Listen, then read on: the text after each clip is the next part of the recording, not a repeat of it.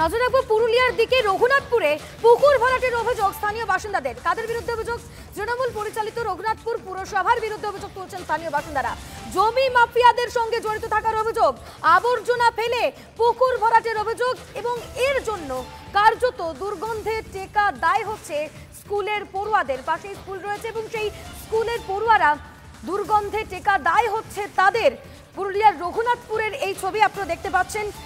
তৃণমূল পরিচালিত রঘুনাথপুর পুরসভার বিরুদ্ধে উঠেছে অভিযোগের আঙ্গুল। স্থানীয় বাসিন্দারা ঠিক কি বলছেন শোনাই, এবং স্থানীয় কাউন্সিলর তিনিও কি বলছেন শুনুন।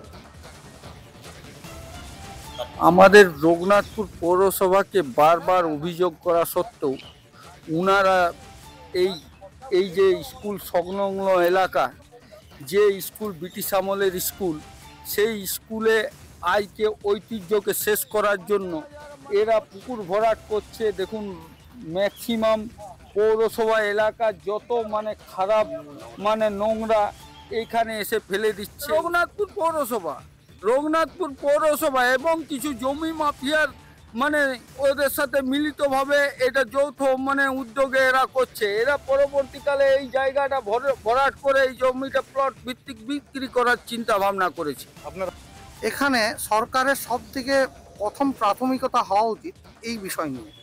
তো দেখুন, আপনারা এখানে চিত্রটা দেখুন, যাদের দায়িত্ব তারাই কিন্তু এই জায়গাটা ভরাট করছে। পৌরসভার দ্বারা জায়গাটা ভরাট হচ্ছে। অনেক প্যারেন্টস আমাদের দিকে কমপ্লেন করেছে যে এই বিষয়।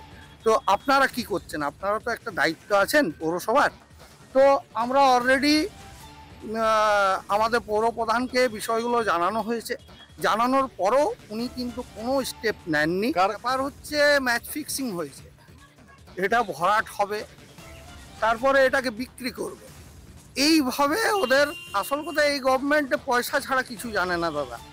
এরা এইভাবে একটা উপার্জনের রাস্তা তৈরি করেছে মাফিয়াদের সঙ্গে চুক্তি করে এটা ভরাট হবে, তারপরে ওদের একটা পার্সেন্টেজ বাঁধা আছে, নিয়ে ওরা বিক্রি করবে। কি করবেন? সবাই যা কিছু দেখতে পাচ্ছ, কিন্তু আপনারা দেখতে আমরাও দেখছি অসুবিধার সম্মুখীন হচ্ছেন। তাহলে ছাত্রছাত্রীর যে অসুবিধা হচ্ছে সেটা তো বড়। এমনি কোনো অভিযোগ এখনো পর্যন্ত আমাকে আসেনি, আমাকে অভিযোগ আসছে কিন্তু সেই ওয়ার্ডের বিজেপি কাউন্সিলর বলছেন যে পৌরসভার চেয়ারম্যানকে জানানো হয়েছে। না, তাহলে পুরো ভরাট বলতে তাহলে কি পৌরসভার কোনো ময়লাগুলো পড়ছে রাস্তার মধ্যে? সেটা না, আমার কাছে আমার 7 নম্বর দিনের সকালে একবার বলেছিল, আমি তো গিয়েছিলাম, সেরকম কিছু দেখিনি। কিন্তু আমাদের ময়লা ফেলার একটা দীর্ঘদিনের সমস্যা রয়েছে আমাদের এখানে, যে যারা ডাম্পিং কারণ সেটাও আমরা এখনো পর্যন্ত করতে পারিনি।